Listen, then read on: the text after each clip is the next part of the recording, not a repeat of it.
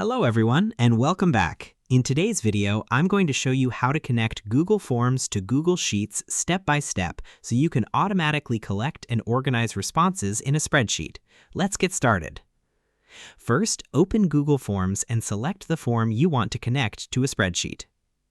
Once your form is open, go to the Responses tab at the top of the page. In the Responses section, click on the green Google Sheets icon or select View in Sheets. Now you will see a prompt asking where you want to send the responses. You can choose either Create a new spreadsheet or select an existing spreadsheet. For this tutorial, select Create a new spreadsheet and click Create. Google Forms will automatically connect to Google Sheets and open a new sheet containing all your existing responses.